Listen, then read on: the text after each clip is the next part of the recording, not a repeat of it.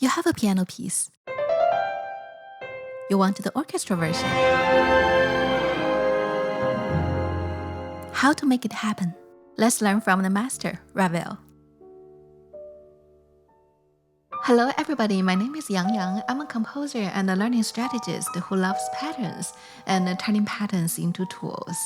In this episode, we will explore how Ravel uses doubling and octave doubling to increase the span and the weight of orchestration to set up for the upcoming climax. Rehearsal mark 16. Compared to rehearsal mark 12, where they share the same melody, this section adds a harmony of a major second to the accompaniment.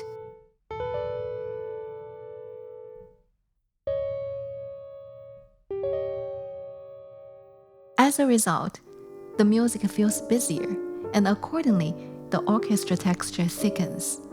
Let's take a look at how Ravel expands with this new featured sound. Piano's accompaniment. Look at the second measure. The left and the right hands play this major second group one octave apart. If we double A here in the first measure, we get the same pattern. Notice that the top note of the first chord, D, is a half step away from E flat, the top note of the second chord. Voice leading. We already have an E flat here in the middle register, so why not double this D an octave lower to create another voice leading line? And since there's already a D at the low end, we can also double the E flat an octave lower. And following this pattern of octave doubling, it's reasonable to put a G here. Now, by doubling the notes at the octave, Ravel has created these three voice groups. Each group contains this featured sound, the major second interval.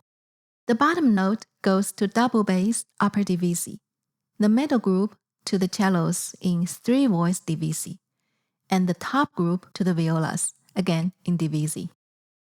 Immediately, we see here that G is not Ravel's choice. Instead, A is used here. We'll come back to this later. For now, let's focus on this major second interval sound. To reinforce this featured sound, Ravel also gives it to the harp, adding attack to the strings pads. Notice that the harp is not playing the full harmony, but just this major second sound. Listen to it against the string pads.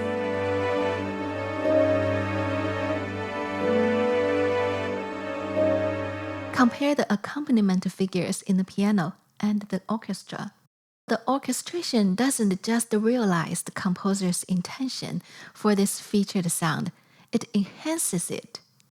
Of course, Ravel is orchestrating his own composition. He knows exactly what he wants. But for us as orchestrators, here's an important reminder.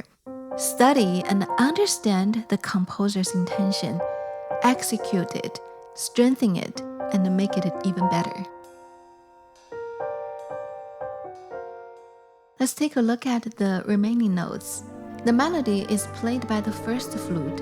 In the bass, Ravel ties the repeated notes into one long sustain, played by the lower divisi of the double basses. Similarly, he uses A instead of G here and ties them into a sustained note, creating resonance and minimizing movement in the area where the flute is soloing. And here's the octave leap played by the second violins. It's not in the piano score, but Ravel inserts it again, adding another layer to the texture. Why choose D and A? They are the key melody tones.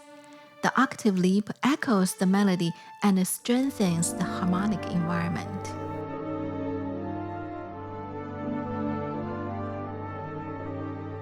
Next, four measures.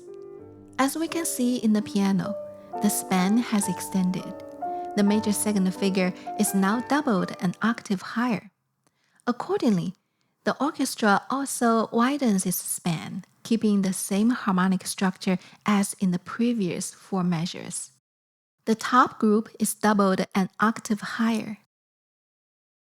Not only that, the weight of the orchestration has also increased.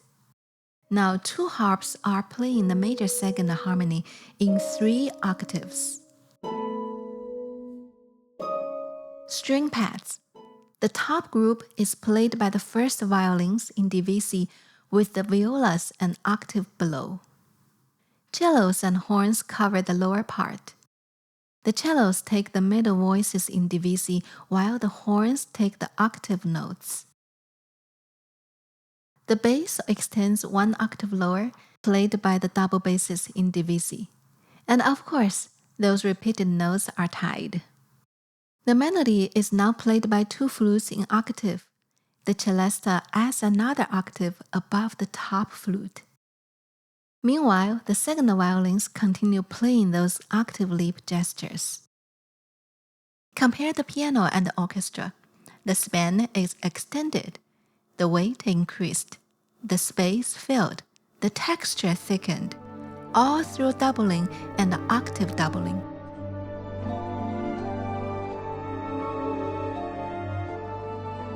Last measure before the climax. How does such a simple piano part grow into this? We have done this before. First, gather all the notes, G, B, D, F, A. That's a G dominant 9th chord. Root G is covered by the double basses in divisi 1 octave apart. First chord, the melody note here is D. Rearrange the chord so that the melody note sits on the top. Fill the space by doubling. Notice that the bottom 2 notes get into the bass's space, so remove them. The melody group. The top one is played by 2 flutes and 2 oboes. The middle, by 2 clarinets and the English horn. The bottom, cello upper divisi. And of course, the celesta extends the range, adding another octave on the top.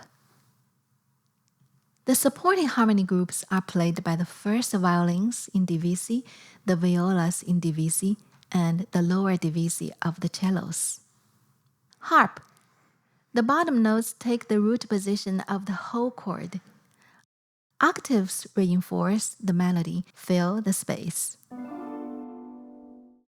The second chord follows the same logic, an inversion with the melody note F on the top. And to keep the same number of the voices, the bottom 2 notes are dropped. Now the melody.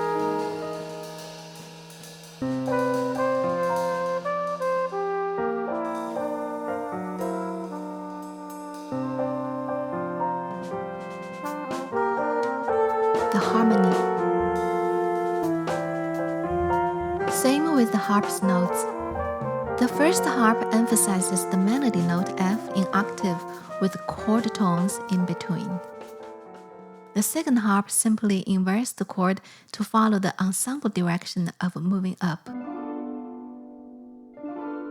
Lastly, the octave leap gesture in the second violins take the pitch of D 1 octave higher, emphasizing the key center of the melody, which is D minor. And that concludes the rehearsal mark 16. The climax is coming in the next episode. Thank you for watching and see you soon.